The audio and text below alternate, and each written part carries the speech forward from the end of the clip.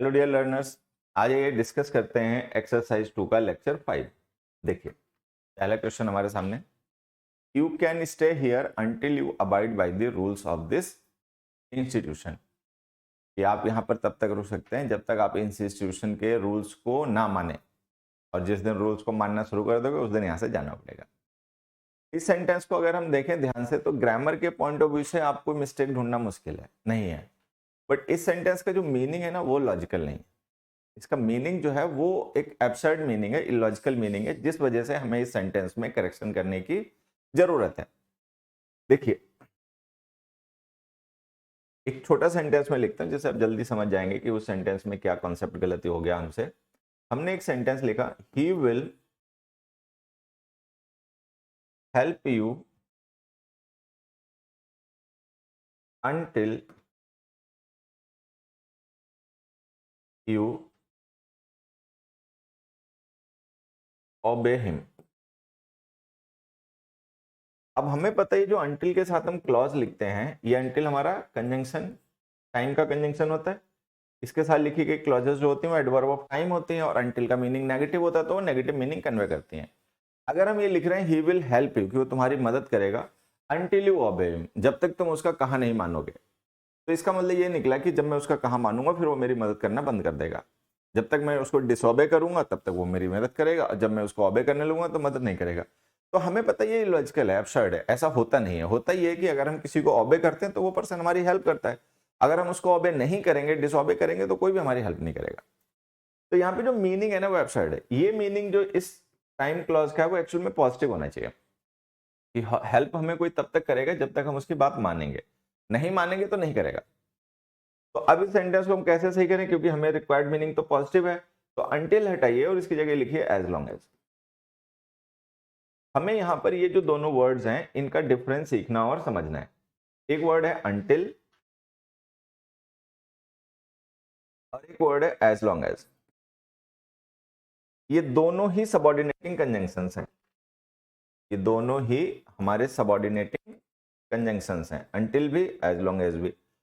Until और as long as में difference ये होता है कि until conveys a negative meaning, ठीक है, as long as conveys a positive meaning.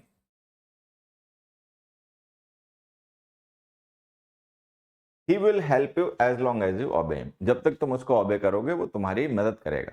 तो एज लॉन्ग एज का मतलब जब तक, ठीक है, और अंटिल का मतलब नॉट, नेगेटिव हो जाता है। तो मीनिंग सही करने के लिए हमें यहाँ पे करेक्शन करना पड़ा। अब उस क्वेश्चन को देखिए, हमने इस क्वेश्चन में क्या लिखा है, you can stay here until you abide by the rules of this institution, कि जब तक तुम इस रूल्स मतलब इंस्टीट्यूशन के रूल्स को नहीं मानोगे तब तक तुम यहाँ पे रुक सकते हो। तो हमें पता है ये लॉजिकल है, ठीक। तो हमें ये मीनिंग होना चाहिए पॉजिटिव, क्योंकि किसी को भी हम अलाउ तब करेंगे कहीं पे रुकना जब वो वहां के सिस्टम को, वहां के रूल्स को फॉलो करे। तो मीनिंग पॉजिटिव होना चाहिए। पॉजिटिव मीनिंग अंटिल नहीं कन्वे करता है, एज लॉन्ग एज कन्वे करता है। तो लिखिए, you can stay here as long as you abide by the rules of this institution. Next देखिए, he will remain with you as long as he will not have to spend his money, कि वो तुम्हारे साथ तब तक रुकेगा जब तक उसको अपने खुद के पैसे ना खर्च करने हो। ठीक? तो ये जो हमने लिखा ना, he will remain with you, ये हमारी मेन क्लॉज है ना, ये है main clause. as long as he will not have to spend his own money, ये है हमारी सबऑर्डिनेटिंग क्लॉज, क्योंकि इसमें जो हमने कंजंक्शन लिखा वो एज लॉन्ग एज है। एज लॉन्ग एज हमारा सबऑर्डिनेटिंग कंजंक्शन होता है, तो ये सबऑर्डिनेटिंग कंजंक्शन है। अब ध्यान से देखो, ये मीनिंग के हिसाब से सही है, he will remain with you, कि वो तुम्हारे साथ ही रहेगा, as long as he will not have to spend his own money, ठीक है, जब तक उसको अपना खुद का पैसा खर्च नहीं करना है तब तक वो तुम्हारे साथ रहेगा। अगर वो अपना पैसा खर्च करने की नौबत आई तो तुम्हारे साथ छोड़ देगा। तो ये सही लिखा हुआ सेंटेंस। अब इसमें प्रॉब्लम क्या है कि एक टेंस का कॉन्सेप्ट है, हम लोगों ने पहले कभी ना कभी पढ़ा या डिस्कस किया होगा, कि किसी भी सेंटेंस में अगर हम दो फ्यूचर एक्शंस को रेफर करें, ठीक, और अगर वो सेंटेंस सबऑर्डिनेट कॉम्प्लेक्स सेंटेंस हो, जैसे ये सेंटेंस हमारा कॉम्प्लेक्स है क्योंकि इसमें हमने मेन क्लॉज के साथ में सबऑर्डिनेटिंग क्लॉज लिख रखी है, तो ये कॉम्प्लेक्स सेंटेंस है। अगर हम कभी किसी कॉम्प्लेक्स सेंटेंस में दो फ्यूचर इवेंट्स को रेफर करें, जैसे कि यहाँ पे देखो हमने दो फ्यूचर इवेंट्स रेफर कर रखे हैं, विल रिमेन फ्यूचर है, will not have to future है, ये दोनों ही फ्यूचर हैं। तो अगर हम कभी किसी कॉम्प्लेक्स सेंटेंस में दो फ्यूचर इवेंट्स को रेफर करें तो जो मेन क्लॉज वाला इवेंट होता है उसको फ्यूचर टेंस में लिखना चाहिए और सबऑर्डिनेटिंग क्लॉज वाला प्रेजेंट टेंस में लिखना चाहिए। तो ये मेन क्लॉज में जो हमने फ्यूचर लिखा है विल रिमेन वो सही है, सबऑर्डिनेटिंग क्लॉज में जो हमने फ्यूचर लिखा है गलत है, इसको प्रेजेंट टेंस बनाइए और लिखिए does. He will remain with you as long as he does not have to spend his own money। तो जैसा कि ये बात हमने पहले भी कभी न कभी डिस्कस की होगी शायद पिछले किसी लेक्चर में कि until है, unless है, if है, when है, before and after है, as long as है, ये हमारे सबऑर्डिनेटिंग कंजंक्शंस होते हैं। और जब हम इनका यूज किसी सेंटेंस में करते हैं एज कंजंक्शन तो वो हमारा कॉम्प्लेक्स सेंटेंस होता है। इनके साथ लिखी गई क्लॉज सबऑर्डिनेटिंग क्लॉज होती है क्योंकि ये सबऑर्डिनेटिंग कंजंक्शन है। तो हमें ध्यान ये रखना है कि अगर हम कभी किसी कॉम्प्लेक्स सेंटेंस में दो फ्यूचर इवेंट्स को रेफर करें तो जो मेन क्लॉज वाला इवेंट है वो फ्यूचर में लिखना है और सबऑर्डिनेटिंग क्लॉज वाला प्रेजेंट टेंस में लिखना है।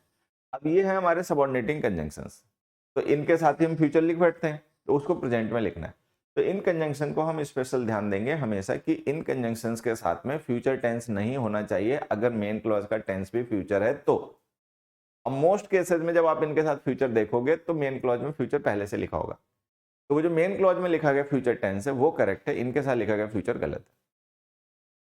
अगला देखिए, I shall pay you as soon as I shall receive the parcel. अब ये जो हमने कंजंक्शंस लिखे हैं एज लॉन्ग एज, इसमें एक बढ़ा लीजिए एज सुन एज। जैसे एज लॉन्ग एज हमारा सबऑर्डिनेटिंग कंजंक्शन होता है वैसे एज सुन एज भी सबऑर्डिनेटिंग कंजंक्शन ही होता है। ठीक, अब यहां देखिए, I shall pay you, I shall pay you main clause, I shall receive the parcel as soon as I receive the parcel, subordinating clause, क्योंकि एज सुन एज जो है ये भी सबऑर्डिनेटिंग कंजंक्शन होता है, ध्यान रखना है। ठीक है, मेन क्लॉज में आप देखेंगे तो हमने फ्यूचर लिखा हुआ है, सबऑर्डिनेटिंग क्लॉज में भी फ्यूचर लिखा हुआ है। मेन क्लॉज का फ्यूचर सही हो गया, सबऑर्डिनेटिंग क्लॉज का फ्यूचर गलत हो गया, इसको प्रेजेंट टेंस बना दीजिए। I shall pay you as soon as I receive the parcel, कि मैं आपको तुरंत पेमेंट कर दूंगा जैसे पार्सल मिलेगा। तो एज सुन एज भी हमारा सबऑर्डिनेटिंग कंजंक्शन होता है और इसके साथ लिखी गई क्लॉज भी सबऑर्डिनेटिंग होती है।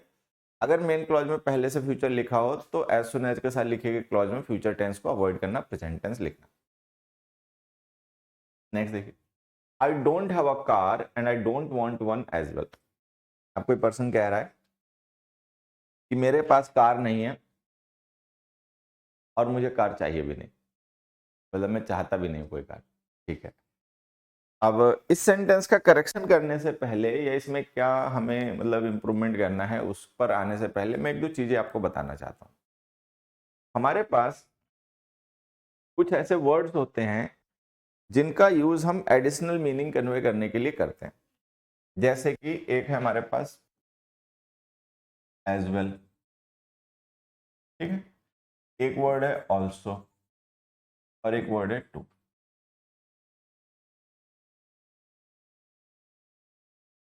इन वर्ड्स का हम यूज कैसे करते हैं ये मैं आपको एक और एग्जांपल की मदद से समझाता हूं।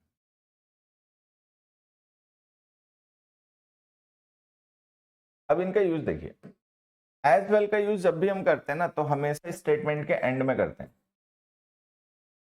ये ध्यान रखना है। एज वेल का यूज जब भी हम कोई मीनिंग कन्वे करने के लिए करेंगे तो मतलब एडिशनल का मीनिंग ऑल्सो वाला मीनिंग कन्वे करने के लिए करेंगे तो हमेशा at the end of the sentence. He was present there and I as well, वो वहां पर प्रेजेंट था और मैं भी था। एज वेल का मतलब उसी तरीके से जैसे वो था वैसे मैं भी था, तो एज वेल का यूज हमेशा at the end of the statement करना है। दूसरा देखिए, आई वॉज प्रेजेंट देयर, मैं वहां पर प्रेजेंट था, and he was also present there, और वो भी वहां पर प्रेजेंट था। ऑल्सो का यूज हम करते हैं मिड पोजिशन में, ऑल्सो जो वर्ड होता है इसका यूज किया जाता है मिड पोजिशन में, सेंटेंस के मिडिल में मेन वर्ब से पहले या हेल्पिंग वर्ब के बाद, जैसे हम एडवर्ब्स को फ्रीक्वेंसी का यूज करते हैं बिल्कुल उस तरीके से। तो ऑल्सो का यूज मिडिल पोजीशन में होता है हमेशा, एज वेल का यूज एंड पोजीशन में होता है हमेशा। ठीक, अगला देखो, he was present there too, वो भी वहां पर उपस्थित था। He too was present there. Too जो हमारा वर्ब होता है, जब हम टू का यूज करते हैं ऑल्सो के मीनिंग में, वैसे तो एडवर्ब डिग्री होता है, लेकिन जब हम इसका यूज ऑल्सो के सेंस में करते हैं एडिशनल का मीनिंग कन्वे करने के लिए, जैसे लोग नहीं कहते मी टू, ठीक है, तो उस सिचुएशन में टू का यूज हम मिडिल पोजीशन में भी कर सकते हैं, जिस वर्ड के साथ हमें जिसको लेकर एडिशनल मीनिंग कन्वे करना है, ही को लेकर एडिशनल मीनिंग कन्वे करना है कि ही भी वहां पर था, तो या तो ही के बाद लिख दो या एंड में लिख दो, मतलब इसको हम दोनों में से किसी जगह लिख सकते हैं। तो हमें इन वर्ड्स की पोजीशन समझनी है, ये ध्यान रखनी है। उसके बाद जो एक बात और ध्यान रखनी है वो ये कि आप ध्यान से देखो, ये सारे सेंटेंसेस पॉजिटिव हैं, इनमें से नेगेटिव एक भी नहीं है। अब मान लो अगर हमें नेगेटिव मीनिंग में ऐड करनी हो जानकारी, तब हम कैसे करें? जैसे मान लो हम एक सेंटेंस यहां पे लिख दें, fifth, he can't sing and I can't sing dash. मैंने कहा वह गा नहीं सकता और मैं भी नहीं गा सकता, तो वही ऑल्सो वाला मीनिंग कन्वे करना है। लेकिन इस बार आप देखोगे तो स्टेटमेंट जो है वो नेगेटिव है। ये जो स्टेटमेंट है ना, आई कैंट सिंग, ये नेगेटिव है। इससे पहले वाले जो थे वो पॉजिटिव थे, ठीक है। तो पॉजिटिव में तो आप एज वेल यूज कर सकते हो, ऑल्सो यूज कर सकते हो, टू यूज कर सकते हो। अब ये नेगेटिव है, इसमें हम क्या लिखें? He can't sing and I can't sing too, he can't sing and I can't sing also, he can't sing and I can't sing as well. तो आंसर है कि इनमें से एक भी नहीं लिख पाओगे, क्योंकि ये तीनों वर्ड पॉजिटिव मीनिंग में ही यूज किए जाते हैं। I too will go there, ठीक है। He can also speak English, ठीक है। यू एज वेल, तो they are very hard working and you as well. तो इनका यूज हम हमेशा पॉजिटिव में करते हैं। अब नेगेटिव में हम क्या करें? तो नेगेटिव में हमारे पास ऑप्शन होता है आइदर का। ये जो तीनों वर्ड हैं हमेशा पॉजिटिव में यूज होते हैं, नेगेटिव में हमें यूज करना होता है वर्ड आइदर। तो यहाँ पे ना हम टू लिख सकते हैं, ना ऑल्सो लिख सकते हैं, ना एज वेल, यहाँ पे हम लिखेंगे either. He can't sing and I can't sing either. ये जो सिंग हमने दोबारा लिखा ना, ये कंपलसरी नहीं है, इसको चाहे तो हम छोड़ सकते हैं, ठीक है। He can't sing and I can't either, वह नहीं गा सकता और मैं भी नहीं गा सकता। तो नेगेटिव मीनिंग में जब हमें एडिशनल का सेंस कन्वे करना हो, ऑल्सो का सेंस कन्वे करना हो, तो वहां पे आइदर का यूज करना है, ये सबको ध्यान रखना है। अब उस एग्जाम्पल में देखो, I don't have a car negative है, and I don't want one, मेरे पास कार है नहीं और मैं चाहता भी नहीं, तो वही ऑल्सो वाला मीनिंग रिक्वायर्ड है, लेकिन चूंकि स्टेटमेंट नेगेटिव है तो एज वेल हटाइए और यहाँ पे लिखिए आइदर। और ना ही मेरा कोई उसका मन है, तो आई डोंट हैव अ कार, मेरे पास कार ना है, and I don't want one either, और ना ही मुझे कोई कार की जरूरत है। अगला देखिए, the teacher as well as his students were awarded by the chief minister. यहां देखिए, ये जो एज वेल एज वर्ड हमने लिखा ना बच्चे, और हिज स्टूडेंट्स लिखा, ये एक एडिशनल फ्रेज होती है। मेन स्टेटमेंट में ये इंट्रोड्यूस कर दी जाती है, लेकिन ये मेन टॉपिक नहीं होती है।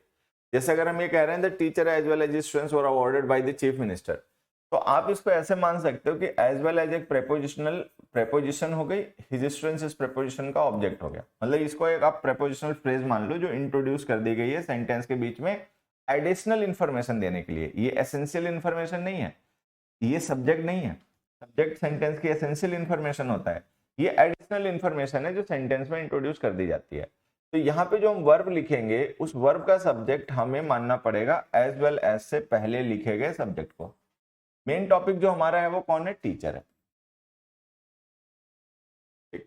तो टीचर जो है वो हमारी एसेंशियल इंफॉर्मेशन है, वो हमारा टॉपिक है। एज वेल एज स्टूडेंट्स है वो एडिशनल इंफॉर्मेशन हम दे रहे हैं, लेकिन वो हमारा मेन टॉपिक नहीं है। तो सब्जेक्ट कौन हो गया वर्ब का? टीचर। टीचर का नंबर क्या है? सिंगुलर। तो अगर टीचर का नंबर सिंगुलर है तो वर्ब हमें सिंगुलर लिखनी पड़ जाएगी, वॉज। तो ये हमें ऐसे ध्यान रखना है कि एज वेल एज से जब हम दो नाउन से प्रोनाउंस को रिलेट करते हैं, तो जो एज वेल एज के बाद में लिखा गया नाउन है प्रोनाउन होता है, वो मेन टॉपिक नहीं होता है, वो एडिशनल इंफॉर्मेशन सेंटेंस में इंट्रोड्यूस कर दी गई होती है, मेन इंफॉर्मेशन एसेंशियल इंफॉर्मेशन नहीं होती है। एसेंशियल इंफॉर्मेशन का जो सब्जेक्ट होता है वो एज वेल एज से पहले लिखा होता है, हमें उसको सब्जेक्ट मान के वर्ब का यूज करना चाहिए। एक एग्जांपल से अगर हम यही बात और समझें, I as well as you are invited there.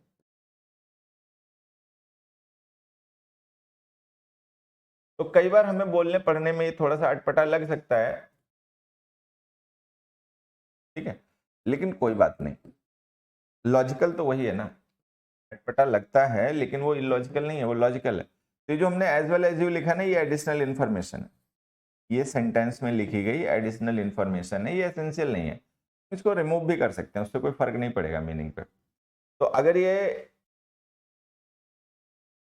Additional information है तो जो हमारी मेन वर्ब लिखी है उसका सब्जेक्ट कौन हो गया, आई। आई तो एडिशनल नहीं है ना, वो तो सब्जेक्ट ही है, तो इसके अकॉर्डिंग वर्ब लिखोगे तो एम आ जाएगा। I as well as you am invited there. अगला देखिए, each week you wrote her 3 letters. हर हफ्ते वो उसको 3 लेटर्स लिखता था, as well as called her, और कॉल भी करता था। हर हफ्ते 3 लेटर्स लिखता था और कॉल करता था। अभी मैंने आपको थोड़ी देर पहले पढ़ाया कि एज वेल एज को हम क्या मान लेते हैं, प्रेपोजिशन मान लेते हैं, ठीक है। एक फ्रेज होती है जो कमोबेश प्रेपोजिशन का ही काम करती है, तो ये प्रेपोजिशन हो गया। अब अगर ये प्रेपोजिशन है तो आप इसका ऑब्जेक्ट लिखोगे। अगर हम कभी किसी प्रेपोजिशन का ऑब्जेक्ट किसी वर्ब को बनाएं, तो वो जो वर्ब होती है वो हमेशा जेरेंड फॉर्म में लिखी जाती है, तो उसको जेरेंड फॉर्म में लिखिए, ये आंसर। तो इसको लिखिए, each week he wrote her 3 letters as well as calling her. तो अगर हम एज वेल एज के बाद कोई नाउन प्रोनाउन लिखते हैं तब तो कोई इशू नहीं है, ठीक है। लेकिन अगर आप उसके बाद में कोई वर्ब लिख रहे हो तो वर्ब को हमेशा जेरेंड फॉर्म में लिखना, ठीक। एक एग्जांपल से और समझ लेते हैं।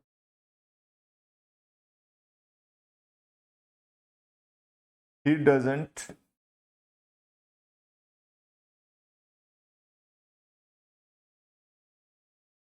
he doesn't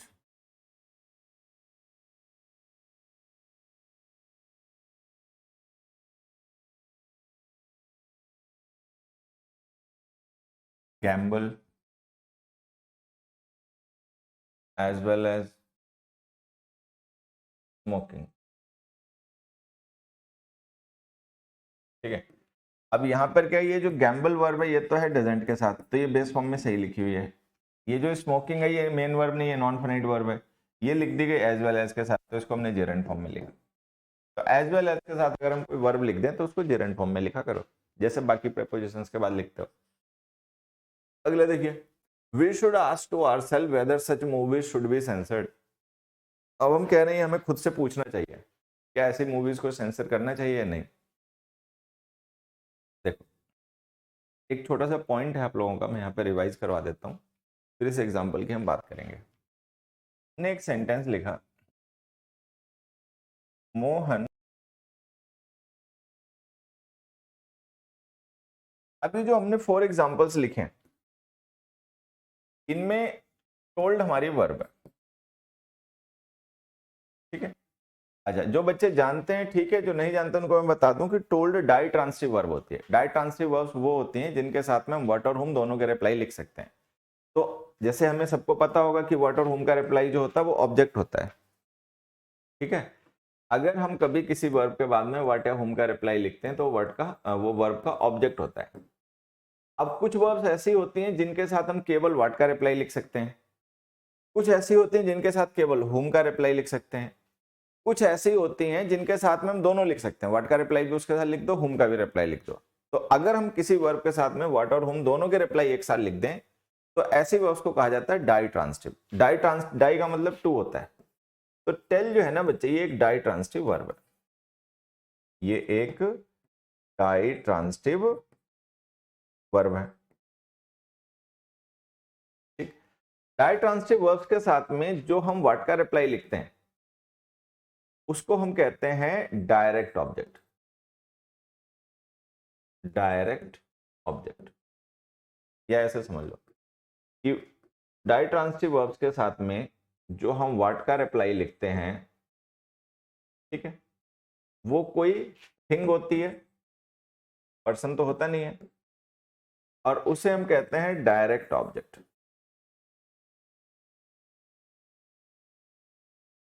ठीक।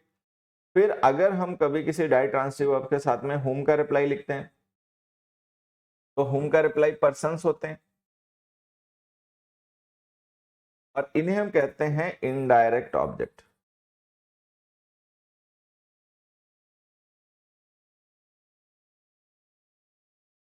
ये हमें बात यहां से थोड़ी सी ध्यान रखनी है कि अगर हम किसी डाइट्रांसिटिव वर्ब के साथ में व्हाट और हुम दोनों के रिप्लाई लिख दें, तो जो व्हाट का रिप्लाई होता है उसे हम कहते हैं डायरेक्ट ऑब्जेक्ट, हुम के रिप्लाई को हम कहते हैं इनडायरेक्ट ऑब्जेक्ट। ठीक है।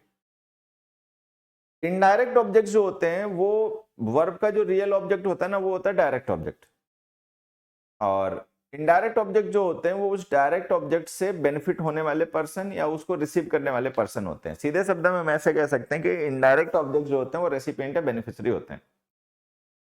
तो जब हम किसी वर्ब के साथ में डायरेक्ट और इनडायरेक्ट दोनों ऑब्जेक्ट लिखते हैं, तो उनको लिखने का सीक्वेंस या सिस्टम क्या होता है वो हमें समझना है। अब जैसे यहाँ पे हमने एग्जांपल लिखा टोल्ड वर्ब, तो इसके साथ हमने कमल लिखा जो कि आपका इनडायरेक्ट ऑब्जेक्ट है, और द सीक्रेट लिखा जो व्हाट का रिप्लाई है और डायरेक्ट ऑब्जेक्ट है। तो वो डायरेक्ट ऑब्जेक्ट है, ये इनडायरेक्ट ऑब्जेक्ट है। ये है इनडायरेक्ट ऑब्जेक्ट, ये है डायरेक्ट ऑब्जेक्ट। अगर हम कभी डायरेक्ट ऑब्जेक्ट को इनडायरेक्ट ऑब्जेक्ट के बाद में लिखें, तो हमें कोई प्रेपोजिशन नहीं लिखनी होती, और फिर उनको लिखने का तरीका यही होता है जो हमने यहाँ पे फॉलो किया, तो ये सही है। अगर हम कभी डायरेक्ट ऑब्जेक्ट को पहले लिखें, जैसे यहाँ पर हमने डायरेक्ट ऑब्जेक्ट को पहले लिख दिया, यहाँ भी डायरेक्ट ऑब्जेक्ट को पहले लिख दिया, तो अगर हम डायरेक्ट ऑब्जेक्ट को पहले लिखें, तो वो जो इनडायरेक्ट ऑब्जेक्ट होता है वो रेसिपिएंट होता है, और उसको हमें प्रेपोजिशन के साथ लिखना पड़ता है।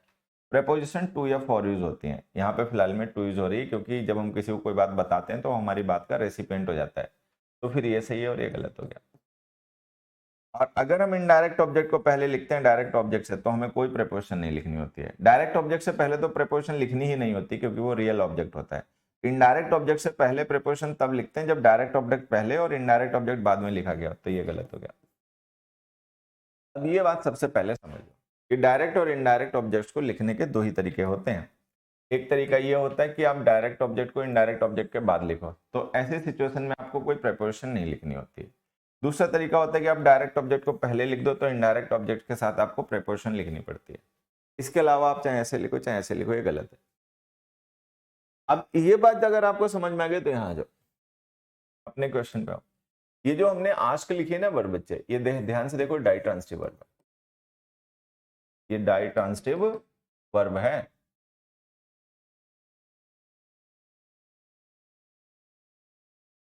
ये डाइट्रांसिटिव वर्ब है। आवर सेल्फ जो है वो इसका इनडायरेक्ट ऑब्जेक्ट है, हुम का रिप्लाई। ठीक है। Whether such movies should be censored, ये जो पूरी क्लॉज है ये डायरेक्ट ऑब्जेक्ट है। तो यहां पर हमने इनडायरेक्ट ऑब्जेक्ट को डायरेक्ट ऑब्जेक्ट से पहले लिख रखा है, तो ये जो प्रेपोजिशन टू है नहीं लिखनी चाहिए, हटा दो।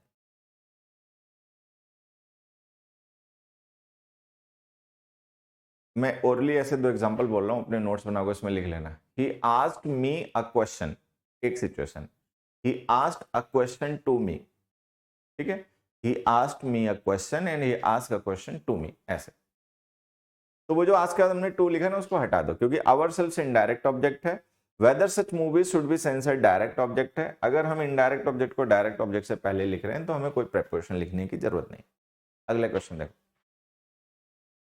नेक्स्ट क्वेश्चन अगर हम देखें, तो जो हमने लिखा है डू यू नो, ये हमारी मेन क्लॉज है। Why has he sold this house, ये सबऑर्डिनेटिंग क्लॉज है, क्योंकि why सबऑर्डिनेटिंग कंजंक्शन है, और हमने क्वेश्चन मार्क लगा रखा है, तो ये सेंटेंस इंटरोगेटिव है। तो ये कि कॉम्प्लेक्स इंटरोगेटिव सेंटेंस है, मतलब कॉम्प्लेक्स सेंटेंस है बाय स्ट्रक्चर और इंटरोगेटिव है बाय फंक्शन। तो ये एक कॉम्प्लेक्स इंटरोगेटिव सेंटेंस है। अब हमें ध्यान में रखना है कि अगर हम कभी कोई कॉम्प्लेक्स सेंटेंस इंटरोगेटिव फॉर्म में लिखें, तो केवल और केवल मेन क्लॉज को इंटरोगेटिव फॉर्म में लिखना है, सबऑर्डिनेटिंग क्लॉज हमेशा असर्टिव फॉर्म में ही लिखी जाएगी, ये ध्यान रखना है। अगर हम कभी कोई कॉम्प्लेक्स इंटरोगेटिव सेंटेंस लिखें तो जो मेन क्लॉज होगी उस कॉम्प्लेक्स सेंटेंस की, उसमें जो वर्ब लिखी जाएगी वो इंटरोगेटिव होगी, इंटरोगेटिव फॉर्म में होगी। इंटरोगेटिव फॉर्म का मतलब होता है कि हेल्पिंग वर्ब सब्जेक्ट से पहले। लेकिन जो हम उस कॉम्प्लेक्स सेंटेंस की सबऑर्डिनेटिंग क्लॉज लिखेंगे, तो सबऑर्डिनेटिंग क्लॉज हमेशा ही असर्टिव फॉर्म में लिखी जाती है। तो बात ये ध्यान रखनी है कि अगर कोई कॉम्प्लेक्स सेंटेंस इंटरोगेटिव हुआ तो उसकी जो सबऑर्डिनेटिंग क्लॉज है वो असर्टिव ही रहेगी, केवल मेन क्लॉज इंटरोगेटिव फॉर्म में लिखी जाएगी, मतलब हेल्पिंग वर्ब सब्जेक्ट से पहले लिखी जाएगी मेन क्लॉज में, सबऑर्डिनेटिंग क्लॉज में नहीं। अभी हमारी मेन क्लॉज है, इसमें हमने यू सब्जेक्ट से पहले हेल्पिंग वर्ब डू लिख रखी है, तो ये ठीक है क्योंकि ये मेन क्लॉज है, इसको इंटरोगेटिव फॉर्म में लिखना है, सेंटेंस हमारा इंटरोगेटिव है। लेकिन ये सबऑर्डिनेटिंग क्लॉज है, सबऑर्डिनेटिंग क्लॉज में ये जो हेल्पिंग वर्ब हैज है वो सब्जेक्ट ही के बाद आनी चाहिए। तो इसको हम लिखेंगे do you know why he has sold this house. अच्छा, अगर केवल इतना लिखा होता why has he sold this house, मान लो हम ऐसे लिख दें why he has sold his house, अगर हम केवल इतना लिख दें तो भी ये गलत है। अब ये क्यों गलत है? क्योंकि जो वाई है ना ये क्वेश्चन वर्ड है, और अब ये कॉम्प्लेक्स सेंटेंस नहीं है, ये सिंपल सेंटेंस है, और ये ही सब्जेक्ट है, हैज हेल्पिंग वर्ब है, सोल्ड मेन वर्ब है, और ये सेंटेंस इंटरोगेटिव है। तो हमें समझना ये है कि भाई ये वाला वाई और वो वाला वाई, इसमें डिफरेंस है। ये वाई एक क्वेश्चन वर्ड है, क्वेश्चन पूछने के लिए यूज किया गया, ये वाई कंजंक्शन है, वो सबऑर्डिनेटिंग क्लॉज बना रहा है, ये कोई सबऑर्डिनेटिंग क्लॉज नहीं बना रहा है, क्वेश्चन वर्ड है, तो इसमें हेल्पिंग वर्ब सब्जेक्ट से पहले लिखो। तो इसमें लिखो why has he sold his house. Subordinating clauses हमेशा असर्टिव फॉर्म में लिखनी है, ये बात ध्यान रखिए। भले ही हमारा सेंटेंस इंटरोगेटिव हो, तो अगर मान लो सेंटेंस इंटरोगेटिव है तो आप मेन क्लॉज को इंटरोगेटिव फॉर्म में लिखिए, सबऑर्डिनेटिंग क्लॉज असर्टिव फॉर्म में। नेक्स्ट देखिए, one of the prison guards assisted them to escape.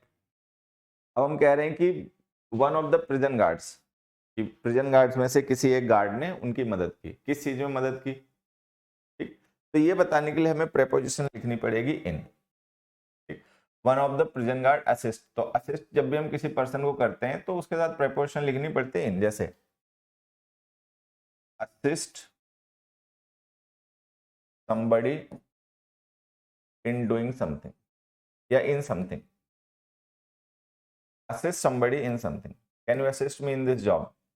जब भी हम किसी पर्सन को असिस्ट करते हैं तो असिस्ट हम किस फील्ड में कर रहे हैं, असिस्ट हम किस बात में कर रहे हैं, ये बताने के लिए हमें उससे प्रेपोजिशन रिलेट करनी पड़ती है। असिस्ट के साथ हम प्रेपोजिशन यूज करते हैं इन, तो यहाँ पे आपको प्रेपोजिशन लिखनी पड़ेगी देम के बाद इन।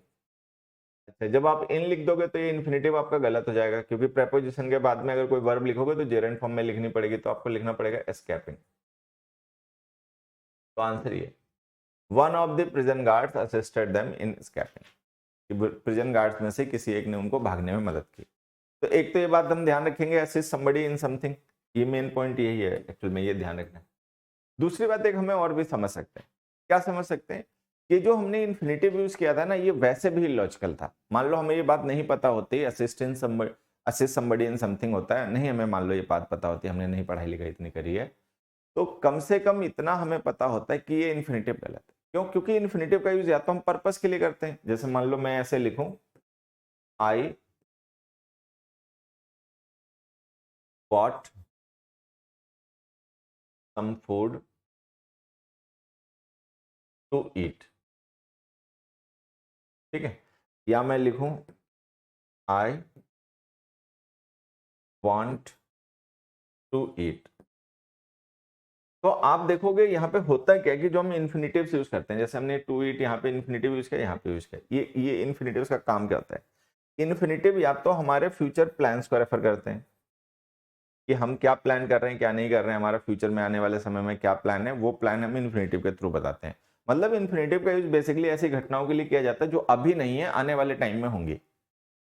आई वॉन्ट टू ईट, मैं खाना खाना चाहता हूं, तो इसका मतलब मैं भी खा नहीं रहा हूं, लेकिन मैं चाहता हूं कि ये काम बाद में हो, फ्यूचर में हो, आगे हो।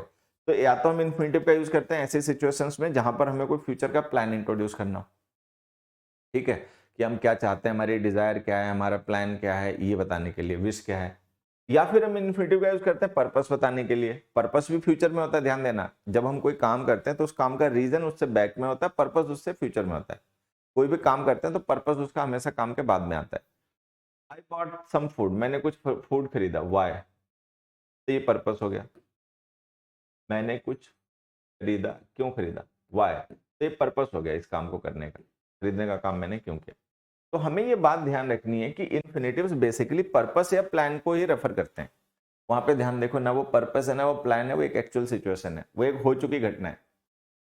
One of the prison guards assisted them to escape को अगर हम सही माने तो इसका मतलब क्या माना जाएगा कि प्रिजन गार्ड्स में से किसी एक ने उसको मदद किया भागने के लिए। अब भागना किसे था, प्रिजन गार्ड को, तो इसका मतलब ये निकलेगा कि प्रिजन गार्ड को भागना था, इसीलिए उसने मदद कर दी। तो मदद करना पर्पस हो गया, नहीं भागना जो है वो पर्पस हो गया। लेकिन हमें पता प्रिजन गार्ड को तो भागना नहीं होगा, भागा तो वो पर्सन होगा जिसकी मदद की गई, तो इसलिए इन्फिनेटिव गलत है। बाकी अपने ध्यान रखना, असिस्ट समबडी इन समथिंग, तो इन्फिनेटिव के उससे देखोगे तब भी गलत है, असिस्ट वर्ब के पॉइंट ऑफ व्यू से देखोगे तब भी गलत है। नेक्स्ट देखिए, दे assured that the meeting would not last longer than 2 hours। इसको लिखा रहने देते हैं, एक एग्जांपल और देख लेते हैं। He has told that he will not go there। अभी आप लोग एक काम करें, इस वीडियो को यहाँ पे पॉज करके 5 सेकंड या 10 सेकंड का टाइम लेके सोचें और देखें क्या ये सेंटेंस गलत हो सकता है, और अगर इसमें गलती हो तो क्या होगी, सोचो।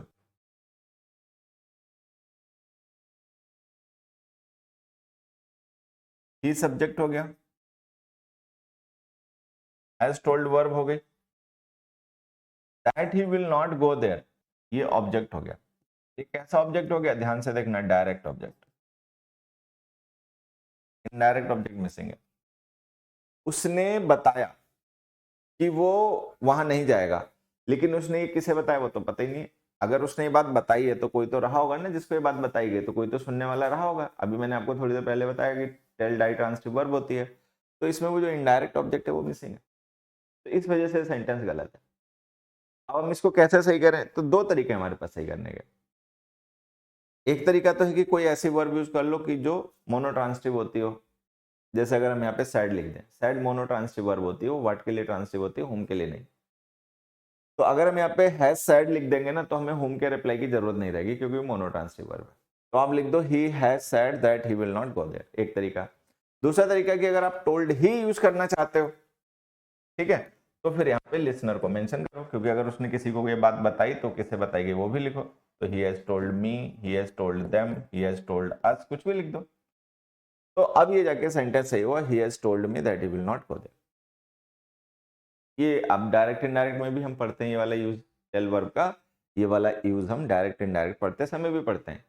कि सैड टू लिखा होता है तो हम उसे टोल्ड चेंज करते हैं, अगर केवल सैड लिखा होता है तो टोल्ड में नहीं सैड ही छोड़ देते हैं। उसके पीछे यही कॉन्सेप्ट है।